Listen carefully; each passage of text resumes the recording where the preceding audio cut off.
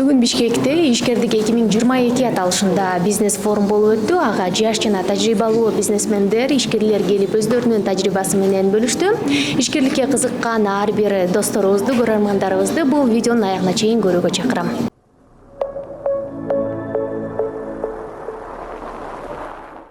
Академия управления при президенте. Ошого келиптир.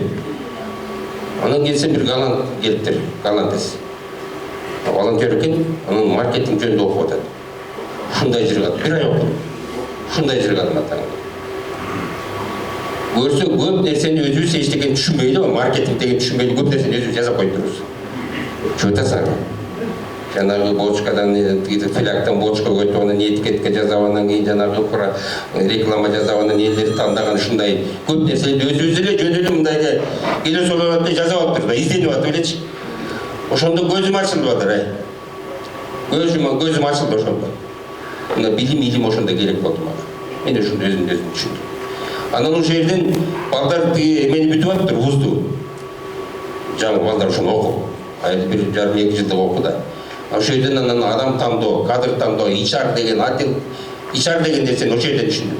А бизде HR деген түшүнүк жок да. Отдел кадрдан жумушка алат, анан уволить болду ошол эле. А HR деген этаже. Анан тигилер байка болбойсуң, ылдымдабайсың. Балдар мону жууп жетишпей атат. Биз биринчи чыкты элек, кружкага жетишпей атат. Байка кыргыздар каяктан бир менен иче берчи, керек жок да, куюп бер деди. Макулсу бармакмын, анан жуубайт да куюп атат. Анан бүт кыргыз балдар да. Баары түшүндү, только претензия кылбагыла балдар. Мен азыр жуубайм дедим. Сен жуусам азыр турасыңар дагы жарым саат берсем. Ошо менен анан 2 саатта баягы филакты сатып ийдик балдар. Ушундай сүйүнгөнүбүздү сурабат. 7 жыл күтүп, ушуну ичеп ичпей кантип сатабыз деп жүргөн максат ишке ашты. Ошо менен сүйүнгөнмөн, үйгө бардым.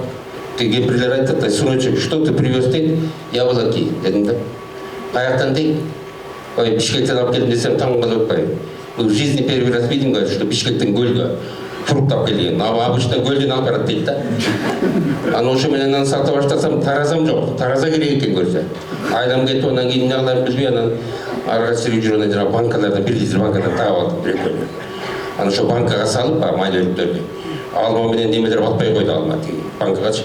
Анан кучка кылып, анан кийин мындай туран жайдым байы, дагы жылтырып, анан 1 метр мага беришти. Анан ошол жерден анан кийин эмне кылам деп анан сайрай баштадым. Подходи, народ, не воровонный свой огород, анан кийин сайрап атам. Ошентип анан кечке ошол жерден баягы алып барган 150 килограмм алмамды сатып ийдим балдар. Мен ошол жерден түшүндүм, мен соодагер экенимди. Бая соодагерди сатып деп жамандап билип, мен соодагер экенмин. Мына эмне үчүн жанга күч келгенде ушинтип анан пайда болду. То есть трансформация болду менин ички дүйнөмдө. Мен өзүм кыйнап ошол жерден трансформация кылдым. Жүрө берсем жүрө берет элем да. Турабы? Соодаганда, кылганда уян депчи. Мен баарын бетти былтыйтып эле барып отуруп эле анан соода кылып атам. Анан бир убакта 1-2 досум келип калды ошол жерде. Мен үнүмдү угуп тур. Сен үнүңдү угуп келдик дейт. Жумака эмне кылып атасың дейт. Эмне кылмадым, мен тренировка жасап атам дедим. Тренировка, алма сатып атам, көрбөй атасың. Ошентип анан кийин чыктым атаң, кампайып, келип тамак иштем жанагы Остарин центрине келип. Анан чопан өтүп бери келатсам, жолдун бою жана абрикос. Чака менен абрикос сатып атышат, анан балдарга бирдеке алып барайын токтоп. Алып атып анан баасын карасам, арзан арзан. Анан тиеден угуп калгам тиги. Могул чууда жакшы соода болот деп. Отурган жерде соодагерлерден сүйлөшүп атып. Анан сразу баягы уручкама бүт ошол жерден чакам эле эмен абрикосту салып алдым кайра жигулиге. Толбой калды, анан кийин өзүмдө дагы заначка кемпириммен каткан акчам бар эле. Аны коштуруп алып туруп анан кийин толтурдум баягы. 250 килодай бир 300 килога жакын болдум. Анан ошону анан ырдап келатам, жыргап баягы акчаны сатып кайра көбөйтүп атам боюмдачы. Эми кеттим дедим.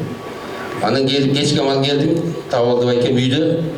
Ал мени издеп атыптыр, каяка кетип калдым дейт. Эмне кыласың? Жүргөн эшикке чыгып баягы жигулидеги тиги абрикосту көргөзсүң. Жиндисиң го, билим эмне дейт да. Эмне кыласың? Мен ушул акчаны алып мөлүк алып барып сатып кайра ушу сатып кетип десем, аябай таң калды. Келесі көтеген каяка алып барасың дейт. Жүрүп отуруп дагы. Кеттик, чуу деген мойерде шаарча бар экен Казакстанда. Ошого барып ошол жерде жакшы сатат деп уктум. Мойерде анан кийин сразу кеттик. Түнмен барып, базарға барып, онан кейін жатып ертемен таң атты. Баяғыны 2,5-3 сом рубль алгестер. Сатып, баяғыны почти 800 рубльға алдық. Өкөз бірге 2 айдан іштеш керек екен ақсатшы. Мен айлығым 120 рубль көтшіміз. Ошонда түшіндім соданың басын. Қой дедіктанын кейін анын қайра жөнеді. Бұл жөнді мен телеграмда жазып атам, ошоны оқуғыла мен уақытты көп кетірмейін. Мен сіздерге только айттым, мен қантып саудагер болып, өзін трансформация қылып, бір нұқтан екінші нұққа бұрдым. Ошоны айтып атам. Шонда саңырым. Ошо айтып анан кейін 92 жылдан кейін Шоронанан баштағанбыз. Бұл семейный бизнес болды. Башында елдер келбейді. Апам ұрыша баштады, өлім көрейін бұл тіге. Мақсымды қанып сатсын, айныран қырғызда сатшы меселі ұят болып қуады. Ұят болып елімде дейді деп атады апамыз. Апамды 2,5-3 жыл жүрді көғавар етеді, көшірілмей бұяққа. Анан үй алдық бұяқтан, арашында. Мамашаны көшіріп келеді деп, ошол кезде. 2 жылдайынан кейін мақұл бола тұрған емес, тауылда көз бардықтан қиынап еле салып одан кейін. Ор үйсіз өліп қалады, бұяқта оқу атауы дейміз. Тұрау, кішінекей бірден балдарысы бағып ошақта жүреді. Жаңғыз кемпір қандай болды жашау. Ошоменен қиынап еле көшіріп келдік. Анан 92 жылы баштадық. Иштегенге кишилер шықпайды. Уялат бар. Мақсымды ким ишпей келді, ким неметпей келді деп. Анан жалтырып атып, қолға тиген кишилерді, мақұл болған кишилерді алып келдім. Өзіміз баштадық. Өзіміз мына апам, аялым, мен, инем, тауыкем. Анан бір күні жазып алып, бір филякты жазып алып, онан кейін Тордой базарына бардық 92 жыл. Ошондо жаңы баштады эле. Жаңы башталган. Анан бардық, тауылда болса баяғы тиги не деп коет тиги карап турат тиги саясатчы достор бар, жай токтотпойсуң. Мен силер үчүн революция жасаш үчүн курдум бул площадьти. Муну эс алалы деп, демонстрация өтсүн деп, жакшылыкка курулган. Ошону тамашалайм. Анан бирөөсү калып калса болобу? Анан эмне кыласыз түлгенин башы сырмап отурса таңгыр эмне кыласыз демай. Муну эми ким ичет эми?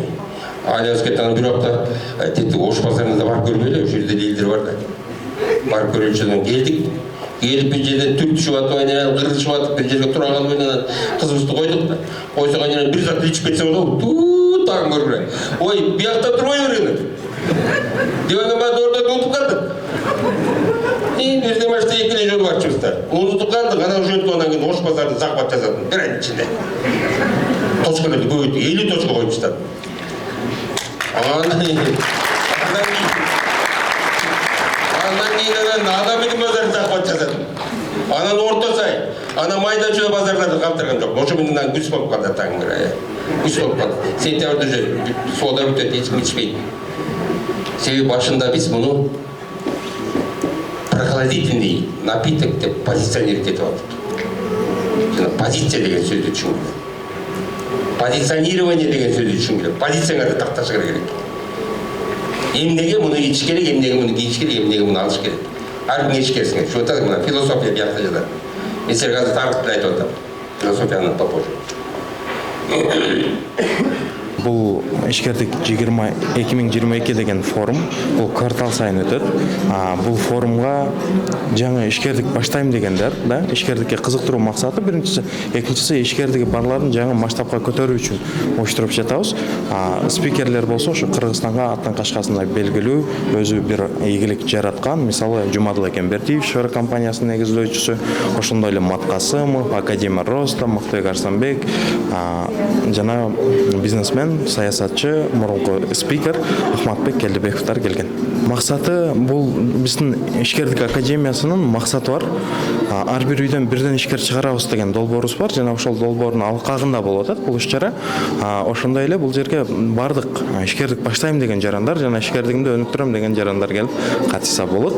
Бул устазды жанына, агайды жанына алып келип берет да, бул иштин бир адиси келип, аны менен чогуу тамактанганча бир өзүнүн кеп кеңешин айтып, жалпы ушундай формат.